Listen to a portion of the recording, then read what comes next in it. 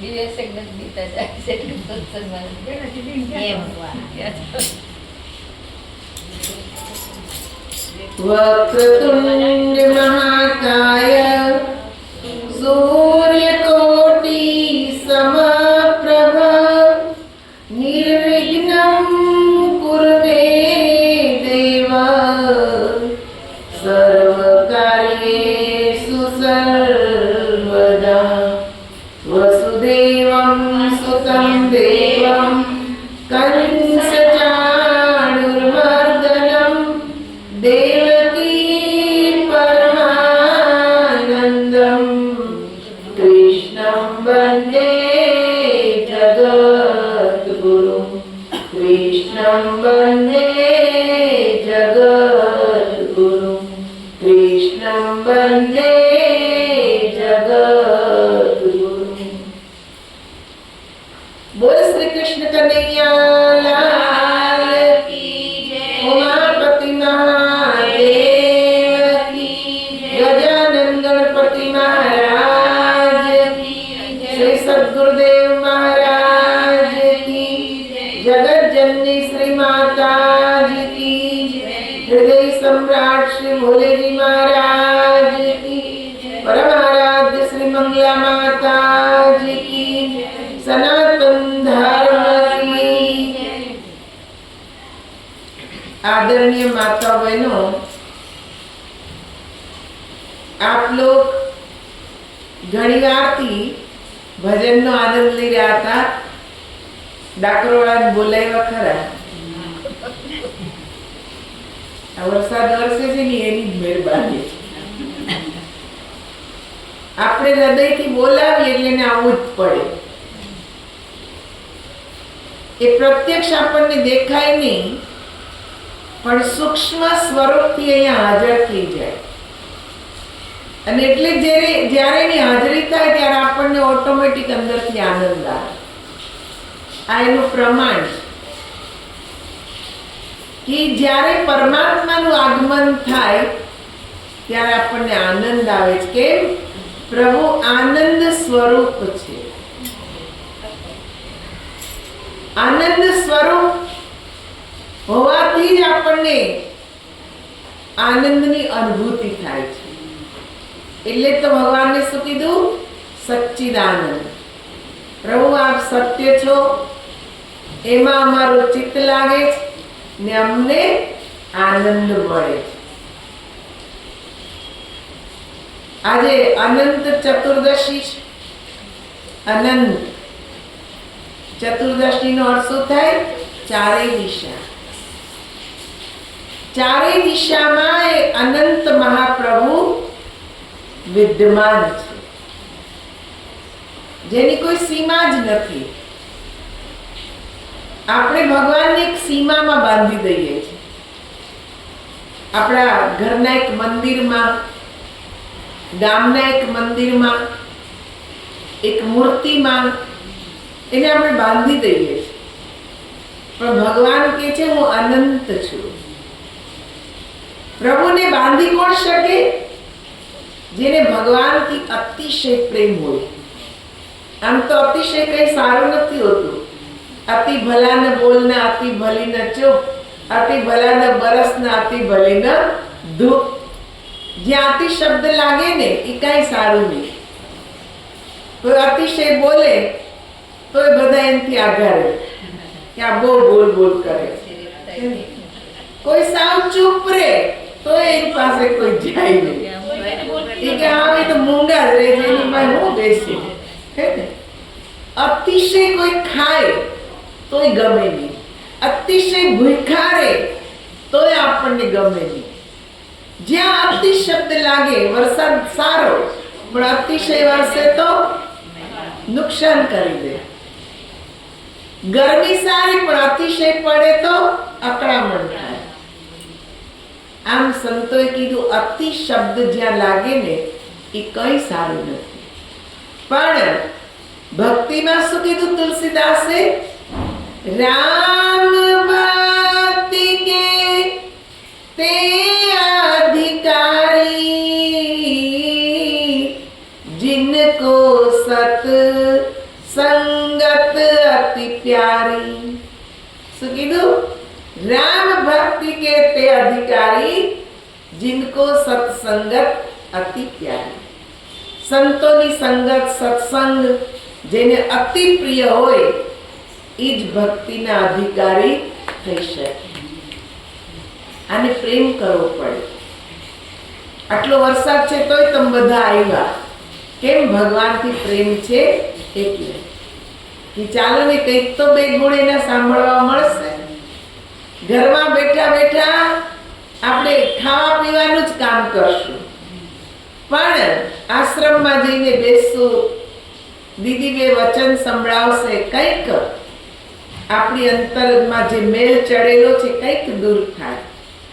આપણને ખબર ન પડે, પણ કેટલા જન્મથી આપણા મન પર મેલ ચડેલો છે। ધીરે ધીરે આ સત્સંગ રૂપી પાણી એની ઉપર પડે કે ધોવાય છે, ને જેમ જેમ ઈ ધોવાય મન નિર્મળ થાય તો સંતોએ શું કીધું? सत्य नाम के साबुन से जो मन की मैल धुलाएगा, निर्मल मन के शीशे में वो राम का दर्शन पाएगा, भगवान का दर्शन पाएगा। सत्य नाम के साबुन से ભગવાનના નામ આપણને સાંભળવા મળે, નામ રૂપી સાબુથી આપણા મનનો મેલ ધોવાય ને મન નિર્મળ થાય તો ભગવાનના દર્શન થાય। અરીસામાં આપણે જોઈએ તો મોઢું દેખાય, પણ અરીસામાં ધૂળ લાગેલી હોય તો દેખાય? ન દેખાય। એ ધૂળને સાફ કરવી પડે છે। એકદમ તમે એને ચોખ્ખો કરી નાખો, લુગડાથી લૂઈ નાખો, પાણી નાખો, વળી પેપરથી લૂઈ નાખો, બધા ડાઘ દૂર થઈ જાય, પછી ચહેરો કેવો ચોખ્ખો દેખાય। ચહેરા ઉપર ક્યાં કે છે દાગ છે, ક્યાં ફૂંસી થઈ, આપણને બધી ખબર પડે, પણ ત્યારે અરીસો સાફ થયો ત્યાં ધૂળ લાગેલી હોય તો કઈ દેખાય નહીં। એમાં મનરૂપી અરીસો જે છે ને એ પરમાત્માનું દર્શન કરાવવા માટેનું એક માધ્યમ છે। એના ઉપર જો કે જે મેલ ચડી જાય તો ઈશ્વરના દર્શન થાય નહીં। એટલે સંતો કહે છે કે સત્સંગ રૂપી પાણીથી, સેવા રૂપી કપડાથી મન રૂપી અરીસાને સાફ કરો, ઘસો ઘસો એને। જેટલું ઘસશો એટલો વધારે નિર્મળ બનશે ને વધારે પરમાત્માની નજીક જવાશે, એના દર્શન થશે। એ દર્શન થાય તો આનંદ આનંદ। આજ તો આપણા જીવનનો ધ્યેય કે ક્યાંથી આનંદ મળે। બહુ મોટો મહેલ હોય ને એમાં આપણે રહેતા હોય, પણ મનમાં જ જો શાંતિ ન હોય તો એ મહેલમાં આનંદ આવે ન આવે। એટલે તો મીરાને કીધું વિક્રમ રાણાએ કે તમારે જો ભક્તિ જ કરવી હોય તો આ મેલનો ત્યાગ કરો, ને તમારે મેલમાં રહેવું હોય તો ભક્તિ છોડી દો, સંતોનો સંગ છોડી દો। મીરાબાઈ શું કીધું? તારો મેલ તને મુબારક, મારે કઈ મેલમાં રહેવું નથી, કેમ કે આ મેલમાં કઈ આનંદ નથી, કાવા દાવાથી ભરેલો છે। કેટલી ઈર્ષ્યા, દ્વેષ, કેટલું છલ કપટ, જેટલું મહેલોમાં હવેલીઓમાં થાય એટલું ક્યાંય થાય નહીં। એમાં ક્યાં શાંતિ મળે? મીરાએ શાંતિનો, આનંદનો અનુભવ કર્યો ક્યાં? પ્રભુની ભક્તિમાં, સંતોની સંગતમાં। એટલે મીરાએ કીધું તારો મેલ તને મુબારક, હું તો આ ચાલી, મને તો ભગવાનની ભક્તિ ગમે, સંતોનો સંગ ગમે, સત્સંગ ગમે છે, એમાં હું આનંદ લઈશ। કેમ કે સંતોની વાણી એ ઈશ્વરની વાણી છે। સંતોના હૃદયમાં પરમાત્મા બેસે છે ને પરમાત્મા બોલે છે, એટલે આપણને વાણી ગમે છે। બીજા કોઈ બોલતા હોય તો આપણને એમ થાય ક્યારે આ ચૂપ થઈ જાય, હે ને? પણ સંતોની વાણી માં આનંદ આવે છે. કેમ કે પ્રભુના ગુણ ગવાય છે. જે પરમાત્મા આનંદ સ્વરૂપ છે, સત્ય સ્વરૂપ છે, એના ગુણ ગવાય એટલે આનંદ જ મળે. હમણાં બાએ કેટલું સરસ ભજન ગાયું, કર્મનો સંગાથી રાણા તારું કોઈ નથી. બધાની સરખામણી કરી, પણ બધાના લેખ જુદા જુદા લખાયેલા. એક જ માના બે દીકરા હોય, પણ બેયના લેખ અલગ અલગ હોય. એક બહુ દુઃખી હોય તો એક બહુ સુખી હોય. એક જ પથ્થરમાંથી કે જે બે કે છે અલગ પથ્થર ટુકડા કરવામાં આવે, પણ એક ઉપર ચંદન ઘસવામાં આવે તો બીજો ધોબીના ઘાટે કે છે લુગડા ધોવામાં કામ આવે. બેયના અલગ અલગ કે છે કર્મ લખાયેલા છે. એમ આપણા જીવનમાં આપણે આપણા કર્મો ખુદ લખીને આવેલા છીએ. જેવા જેવા આપણે કર્મ કર્યા છે એવા એવા ફળ આપણને ભોગવવા પડે છે.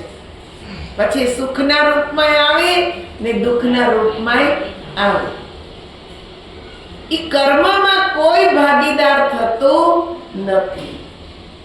જેણે જે કર્યું એવું એને ભોગવવું જ પડે છે. તમે જો વાલ્મીક ઋષિ, એનો પૂર્વાશ્રમ કયો હતો? રત્નાકર ડાકુ. ઋષિ બન્યા પહેલા એ ડાકુ હતા. લોકોને મારતા, લૂંટી લેતા, હે ને? પણ નારદજી મળ્યા તો નારદજીએ કીધું તું આ બધું શું કામ કરે છે? તો કે પરિવારનું ભરણ પોષણ કરવા. તો એકવાર તું એને પૂછ તો ખરો કે તારા પાપમાં ભાગીદાર છે ખરા? જ્યારે રત્નાકર બધાને પૂછે, માતા પિતાને, પત્નીને, બાળકોને બધાય ના પાડી દીધી. તારા કર્મ તારી સાથે, અમને તો તારી ફરજમાં આવે છે કે અમારું ભરણ પોષણ કરવું. તું કેવી રીતે લાવે છે અમારે જોવાનું નહીં, પણ તું જે કર્મ કરે છે એનું ફળ તારે જ ભોગવવાનું છે. એને અંદરથી એટલી અરેરાટી થઈ ગઈ કે ઓહો, આટલા લોકોને મેં માર્યા, કેટલું પાપ મેં ચડાવ્યું છે મારા શરીર પર, ને આ બધું મારે જ ભોગવવાનું છે. હું તો એમ સમજતો હતો કે આ પરિવારે મારી સાથે, પણ કર્મમાં કોઈ સાથી નથી. આવ્યો એવો સીધો જ નારદજીના પગમાં કે છે દંડવત પ્રણામ કરી દે છે, મને મારા પાપોમાંથી મુક્ત કરો, મારા પાપમાં કોઈ ભાગીદાર નથી. નારદજીએ એને કીધું કે હું તને એવું નામ બતાવું ભગવાનનું કે જે નામ જપીશ તો બધા પાપોમાંથી મુક્ત થઈશ. પણ શરત એ કે જ્યાં સુધી હું તને ઉઠ એમ ના કહું ત્યાં સુધી તારે ઉઠવાનું નહીં. એ કે મંજૂર છે. નારદજીએ ભગવાનનું નામ બતાવ્યું ને એનું કે જે સ્મરણ ચાલુ કરી દીધું. નારદજી ત્યાંથી વયા ગયા, પણ આ તો દ્રઢ પ્રતિજ્ઞા વાળો, મનોબળ દ્રઢ હતું ને, કોઈને મારી ક્યારે શકાય. મનોબળ દ્રઢ હોય તો. આપણી જેવાનું મન ઢીલું પોચું હોય તો આપણે કઈ કોઈ ટપલીએ અડાડી ન શકીએ. કેમ કે મન અંદરથી ઢીલું પોચું હોય એટલે ના પાડે, ના ના આવું કરીશ નહીં, હે ને? પણ દ્રઢ મનોબળ વાળો હોય એ સારા કામ કરી શકે, ખરાબ પણ કરી શકે. જ્યાં સુધી માર્ગદર્શન નહોતું મળ્યું ત્યાં સુધી ખરાબ કામ કર્યા. હવે માર્ગદર્શન મળ્યું તો એ કામોનું પ્રાયશ્ચિત કર્યું, ખરાબ કામોનું. નામ સ્મરણમાં લાગી ગયા. કેવી સમાધિ લાગી! એવી કે જે ધૂન અંદર લાગી ગઈ કે હું ક્યાં છું, શું કરું છું એની એને ખબર પડી નહીં. આખા શરીર પર ઉદયનો રાફડો થઈ ગયો, તોય ખબર ના પડી. પણ નારદજી ફરતા ફરતા પાછા એ સ્થાનમાં આવ્યા ને રાફડામાંથી અવાજ આવે, પ્રભુના નામની ધ્વનિ આવે, ત્યારે એમને થયું અહીંયા કોણ હશે. આખો રાફડો કે છે હટાવ્યો, બધી માટી હટાવી તો જોયું તો એમાં એક તેજસ્વી વ્યક્તિ બેઠો છે. લાંબી દાઢી, લાંબા વાળ, કેમ કે વર્ષો વીતી ગયા ને જ્યારે કે છે એના મસ્તક પર હાથ મૂક્યો, સમાધિમાંથી જગાડ્યો રત્નાકરને, ત્યારે જોયું સામે ગુરુદેવ પાછો દંડવત પ્રણામ કરે છે. પ્રભુ આપ મને આવી ગયા દર્શન આપવા? નારદજી કે હા, આ બાલુમાંથી, હિન્દીમાં રેતને બાલુ કે, આ બાલુમાંથી તું નીકળ્યો છે, માટે આજથી તારું નામ વાલ્મીક. નવો જન્મ થઈ ગયો, પાપો ધોવાઈ ગયા. હવે ડાકુ નથી, હવે ઋષિ જ. એની અંદર જ્ઞાન પ્રગટ થયું છે. કેવું જ્ઞાન? ભગવાન રામના જન્મ પહેલા 10,000 વર્ષ પહેલા રામાયણ લખાયેલી. એવું કે છે એને જ્ઞાન પ્રાપ્ત થયું.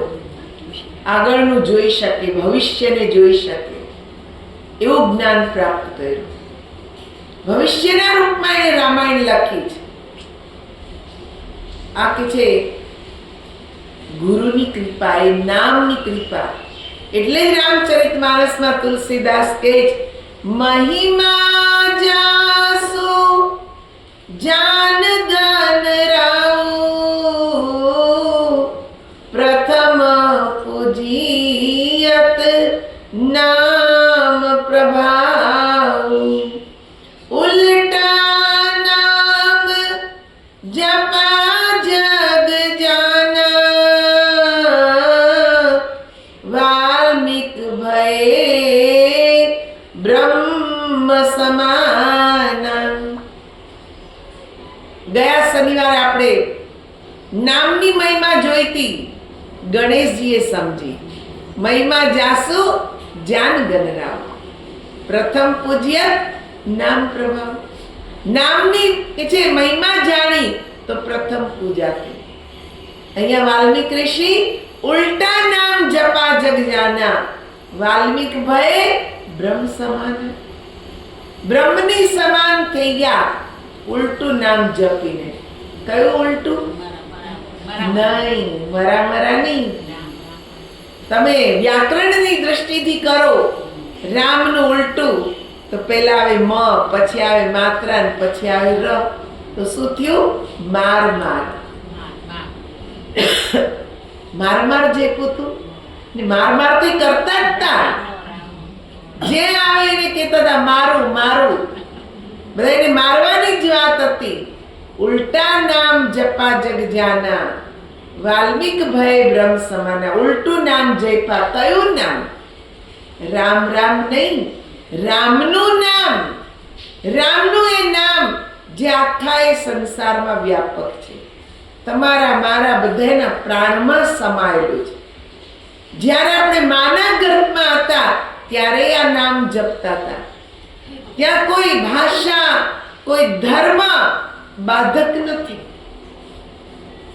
કોઈ પણ કે જે જાતિનો વ્યક્તિ, કોઈ પણ દેશનો વ્યક્તિ, કોઈ પણ પંથ સંપ્રદાયનો વ્યક્તિ, કોઈ પણ જીવ જંતુ બધા જ જપી શકે. જડ ચેતન બધામાં સમાયેલું છે. એ માના ગર્ભમાં આપણે જપતા હતા. વિચાર કરો કઈ ભાષામાં કયું નામ જપતા હતા? કોઈ વિચાર કર્યો કે માના ગર્ભમાં આપણે કઈ ભાષા બોલતા હતા, કયું નામ જપતા હતા? માના ગર્ભમાં સ્થિતિ કઈ હતી? મસ્તક નીચે પગ ઉપર. જન્મ થયો, આખી પરિસ્થિતિ ઉલટાઈ ગઈ. મસ્તક ઉપર, પગ નીચે. એટલે તો જો બાળકનો જન્મ થાય ત્યારે પહેલા માથું નીકળે છે, કેમ કે મસ્તક નીચે પગ ઉપર છે. પણ જન્મ થાય એટલે મસ્તક ઉપર ને પગ નીચે. સ્થિતિ ઉલટાઈ ગઈ. માના ગર્ભમાં જે નામ જપતા હતા એ નામ હવે બહાર આવ્યા પછી ઉલટું જપાય છે. એના માટે કીધું તુલસીદાસે, ઉલટા નામ જપા જગ જાના, વાલ્મીક ભય બ્રહ્મ સમાના. એ ઉલટા નામનો જપ કરીને બ્રહ્મની સમાન થયા. બ્રહ્મનું નામ જપવાથી બ્રહ્મ સમાન થવાય. જેમ આપણે કહીએ છીએ ને કે ગુરુની કૃપા થાય તો ઈયળ મટીને ભમરી બની જાય. કેમ? પ્રત્યક્ષ ઉદાહરણ છે. ભમરી જ્યારે કીચડમાંથી ઈયળને લાવે, એ લાવે ને ત્યારે એને ડંખ મારે છે. ડંખ મારીને લઈ આવે ને પછી એના ઘરમાં એને મૂકી દે. એક જ વાર ડંખ મારે છે, વારે વારે મારતી નથી. એક જ વાર ડંખ માર્યો અને લાવીને ઘરમાં મૂકી. પણ જ્યારે જ્યારે ભમરી ઘરમાં આવે, ભ્રીમ ભ્રીમ ભ્રીમ ભ્રીમ અવાજ આવે એટલે પેલી ઈયળને પેલો ડંખ યાદ આવે કે હમણાં આવશે ડંખ મારશે, હમણાં આવશે ડંખ મારશે. સતત ભમરીનું ચિંતન કરે છે ઈયળ, ને એ ઈયળ મટીને ભમરી બની જાય છે. કોનું ચિંતન કર્યું? ઈયળનું, અરે ભમરીનું ચિંતન કર્યું ને ઈયળ ભમરી બની ગઈ.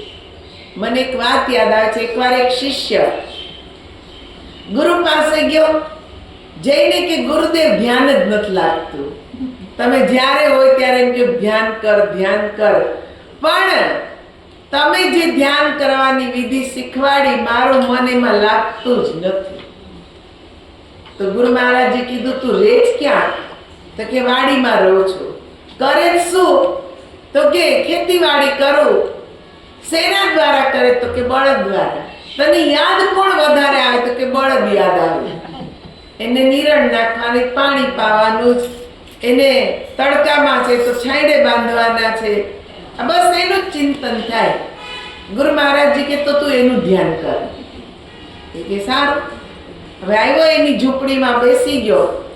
ગુરુ મહારાજે તો જોતું તું કીધું કે તું બળદનું ધ્યાન કરા. તો મહિનો બળદનું ધ્યાન કરવા, સતત બળદ જ દેખાય એને, કેમ કે આખો દી એની હારે જ લમણા લેવાના. એટલે એને સતત જ્યારે ઈ બેસે ત્યારે બળદ દેખાય, ઉઠે તો બળદ દેખાય, પાણી પાય તો બળદ દેખાય, નીર નાખે તો બળદ દેખાય, સાતી હારે જોડે તો બળદ દેખાય. એટલે સતત બળદનું ચિંતન. ને આ બળદનું ચિંતન કરતા કરતા ધ્યાને બળદમાં એવું લાગી ગયું કે 3 દી વીતી ગયા તોય ઉઠ્યો નહીં, સતત બળદમાં મસ્ત. 3 દી પછી ગુરુજી આવ્યા, કેમ કે 3 દી થી દેખાણો નહીં. એટલે ગુરુજી આવ્યા, અલા ભગત શું કરે છે? ગુરુનો અવાજ સાંભળ્યો એટલે સમાધિ છૂટી ગઈ. એને પૂછ્યું ભગત શું કરે? આંખ તો ખુલતી જ નથી એની, ખાલી તંદ્રા છૂટી છે. એટલે કે પ્રભુ ધ્યાન કરું છું. તો કે કોનું ધ્યાન કરે? તો કે બળદનું. તો કે બહાર આવ. કેવી રીતે આવું? હું જ બળદ બની ગયો. કેવી રીતે આવું? હવે બહાર નીકળું પણ નીકળાતું નથી, હું જ બળદ બની ગયો. ગુરુ મહારાજજી અંદર ગયા, માથે હાથ મૂક્યો ને એની સમાધિ છોડાવી. ત્યારે કીધું તું બળદ છું? એ કે હું તો ધ્યાનમાં એમ જ સમજતો તું બળદ બની ગયો. કેમ કે સતત બળદનું ચિંતન, તો મન એમાં સ્થિર થઈ ગયું. એમ બ્રહ્મનું આપણે સતત ચિંતન કરીએ, પરમાત્માનું સતત ચિંતન કરીએ તો આપણે પરમાત્મામય બની જઈએ. એટલે જ કીધું ઉલટા નામ જપા જગ જાના, વાલ્મિક ભય બ્રહ્મ સમાન. બ્રહ્મનું ચિંતન કર્યું એટલે બ્રહ્મની સમાન થઈ ગયા. બ્રહ્મ બની જવાતું પણ એની સમાન થઈ જવાય. ગીતામાં ભગવાને કીધું છે ને, અંત સમય મારું સ્મરણ કરે મને આવીને મળે. પણ અંત સમયે ભગવાન યાદ આવે ક્યારે? પૂરી જિંદગી આપણે એને યાદ કર્યા હોય તો. નહીં તો આપણે વિચારીએ કે હું અંતે યાદ કરી લઈશ. ભગવાને ગીતામાં કીધું છે અંતે યાદ કરે, પણ અંતે આવે જ નહીં. આખી જિંદગી માયાનું ચિંતન કર્યું હોય તો અંતે ભગવાન ક્યાંથી યાદ આવે? આપણે આખો દી જે કામ કરીએ છીએ એ રાત્રે ઊંઘમાં યાદ આવે છે. આવે જ કે નથી આવતું? આવે જ ને? આવે જ. કેમ કે આખો દી જે કામ તમે આખો દી વધારે કર્યું હોય ને તમને ઊંઘમાં યાદ આવે. આપણને એમ જ થાય આપણે હજી જ કરીએ છીએ. એક શેઠ હતા ને, સત્સંગમાં ગયા ને આમ ટેકો માર્યો એટલે બેસીને ઊંઘી ગયા. કેમ કે સત્સંગ તો ફૂલની પથારી, બધા ટેન્શનથી તમે મુક્ત થઈ જાવ એટલે ઊંઘ આવી જ જાય. આને ઊંઘ આવી, ઊંઘમાં જ વેપાર ચાલુ થઈ ગયો. કપડાના વેપારી હતા એટલે વેપાર ચાલુ થઈ ગયો ઊંઘમાં જ. બેઠા બેઠા પોતા એને એમ જ લાગે હું દુકાનમાં બેઠો છું, ગ્રાહક આવ્યા. એને કે છે કપડું માંગ્યું. એ કે કેટલા રૂપિયા મીટર? તો કે 10 રૂપિયા મીટર. અરે હોય કે આટલું બધું મોંઘું? 5 રૂપિયા આપે કે તારું રહ્યું મારું રહ્યું, લે 7 રૂપિયા મીટર. એમ ધોતી જે પકડેલી હતી આમ છેડો એ ચારો લઈને ચીરી નાખો. બાજુવાળો કે શેઠા હું કર્યું? એ કે લે હું આ સત્સંગ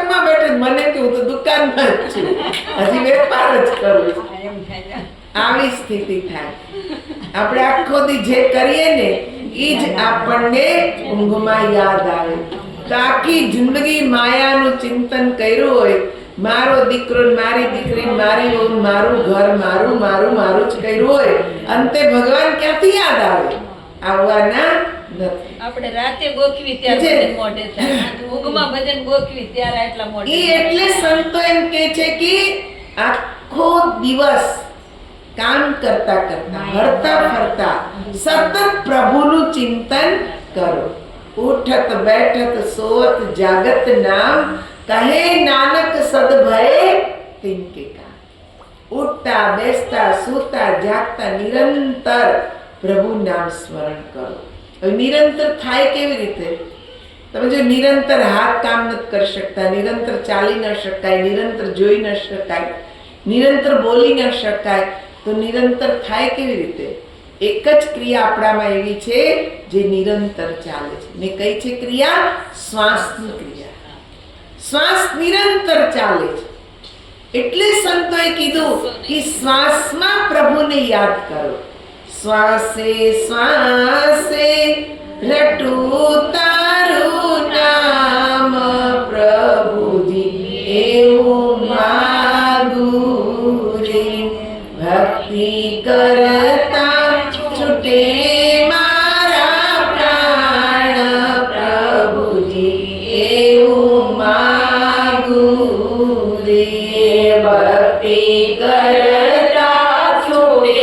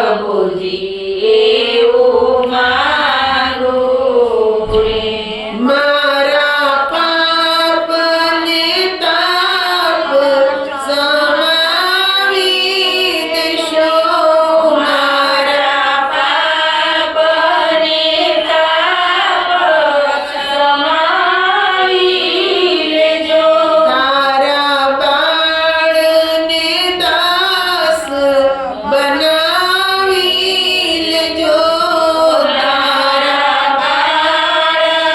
બાળને દાસ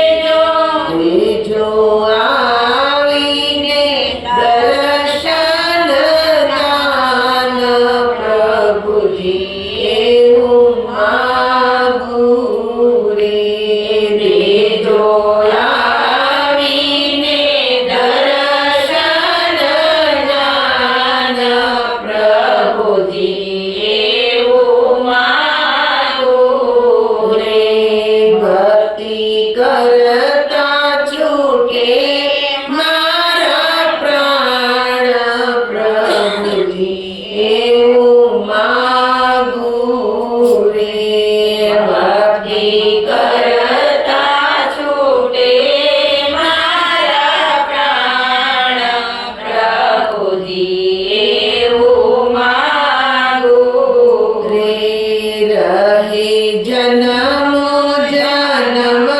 તારો સાથ પ્રભુજી એવું માગું રે, રહે જન્મો જન્મ તારો સાથ પ્રભુજી એવું માગું રે. બોલ શ્રી કૃષ્ણ કનૈયા લાલ કી જય. તો સુમાવિત ભક્ત શ્વાસે શ્વાસે રટું તારું નામ પ્રભુજીવું, હે પ્રભુ હરેક શ્વાસમાં તમારું નામ રટાય, તમારું સ્મરણ થાય. ભક્તિ કરતા છૂટે મારા પ્રાણ પ્રભુજીવું નામ. ભક્તિ કરતા કરતા પ્રાણ છૂટે. એટલે ભક્તિ એવી હોવી જોઈએ કે જે અંત સમય સુધી થાય. જો આવી ભક્તિ કરીએ તો આપણો બેડો પાર થાય, નહીં તો થાય નહીં. એટલે સંતો એમ કહે છે કે સાચી ભક્તિને જાણો. ભક્તિ તો કરીએ જ છે, પણ સાચી ભક્તિ જાણો કે જે અંત સમય સુધી કરી શકાય. ભગવાનનો સાથ અંત સમય સુધી રહે. આપણે સૂતા જાગતા સતત એનું ચિંતન બનેલું રહે, એ ભક્તિ સાચી. અમે એકવાર એક સંતને મળ્યા. એ સંત કેવા લાગ્યા, પૂછ્યું તમે શું કરો અત્યારે? લગભગ 80-85 વર્ષની ઉંમર. એ કે કાંઈ નથી કરતો. મેં કીધું કેમ કાંઈ નહીં? એ કે જ્યાં સુધી શરીરમાં તાકાત હતી ને ત્યાં સુધી મેં એને ખૂબ યાદ કર્યા, ખૂબ યાદ કર્યા. હવે એને કહી દીધું કે તું મને યાદ કર. પહેલા મેં તને યાદ કર્યો, હવે તું મને યાદ કર, કેમ કે હવે મારાથી કંઈ થતું નથી. આ દર્શાવે છે કે જુવાની હોય, આ શરીરમાં તાકાત હોય ત્યાં સુધી આપણે ભગવાનને ભજી શકીએ, પણ પછી આપણે ભગવાનને આધીન થઈ જઈએ છીએ. આપણે એને યાદ કર્યા હોય તો અંતે આપણો હાથ પકડી લે. પણ એને કે છે આપણે યાદ કરવા પડે, એના આપણે થઈ જવું પડે. એ કે મારા તો બધાય ભગવાન આવીને કામ કરે છે, કેમ કે હું એનો થઈ ગયો છું, હવે એ મારો છે. હું જે યાદ કરું, જે માંગુ એ બધું મને અહીંયા આવીને આપી જાય છે. નામે ઈ જ જપાવે, ધ્યાને ઈ જ કરાવે છે. હું કઈ કરતો નથી, હું પણ મટી ગયું. આપણે કઈ કરીએ તો એમ કહીને હું કરું છું, તો હું પણ ભક્તિ કરતા કરતા એવો અંદર ભાવ આવી જાય કે હવે હું કઈ કરતો નથી. જે કરે છે ઈશ્વર કરે છે. સંતે કીધું હું કરતો નથી, એનો અર્થ એવો નહોતો કે કઈ કરતા જ નહોતા, પણ એનો હુંપણાનો ભાવ મટી ગયો, અહંકાર મટી ગયો. આ અહંકાર મટે ને તો જ પ્રભુ મળે, નહીં તો મળતા નથી. આ જ ભક્તિ શીખવાની છે. ત્યાં જો શીખાઈ ગઈ તો આપણો બેડો પાર. તો આ શબ્દોની સાથે જ અહીં અમારા વિચારોની